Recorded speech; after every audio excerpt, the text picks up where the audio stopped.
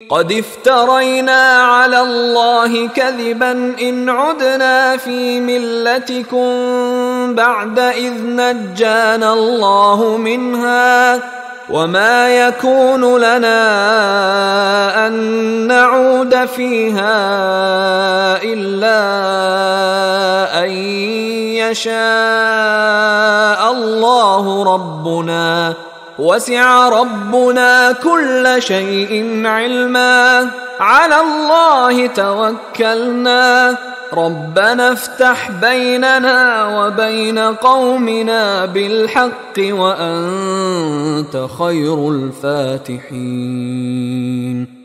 قد افترینا علی اللہ کذبا ان عدنا فی ملتکم، اگر ہم تمہاری ملت میں لوٹ آئے تو گویا کہ ہم نے جھوٹ چڑھا اللہ پر.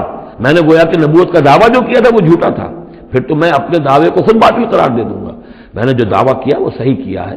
میں تمہارے دین میں اور تمہاری ملت میں واپس نہیں آ سکتا. بعد اذ نجانا اللہ منہا، جبکہ اللہ تعالیٰ نے ہمیں اس سے نجات دے دی ہے. وما یکون لنا ان نعود فیہا، اور ہمارے لیے قتل ممکن نہیں ہے کہ ہم اس کے اندر اعادہ کریں، لوٹ آئیں، الا ان یشاء اللہ ربنا. اب یہ ہے کہ جو ہر بندہ مومن کو سمجھنا چاہیے کہ خیر پر استقامت کے لیے بھی کبھی بھی یہ نہیں کہنا چاہیے ہرگز میں یہ نہیں کروں گا. اللہ کو اگر کوئی اور ہے میرے لیے، کوئی اللہ کی طرف سے کوئی فیصلہ برا ہے میرے لیے، تو ظاہر بات ہے کہ بات اور ہے.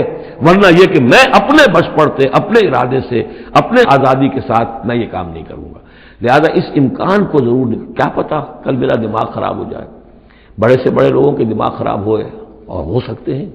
لہذا اس میں بھی کوئی بہت ہی عزم بالجزم والی بات نہیں، بلکہ اللہ کے اوپر ظاہر ہو کہ توکل جو ہے وہ اپنی سمجھ پر، اپنی استقامت پر، اپنے فکر پر، اپنے فلسفے پر نہیں ہے، بلکہ توکل اگر ہے، بھروسہ اگر ہے تو اللہ تعالیٰ کی توفیق و تحصیل پر.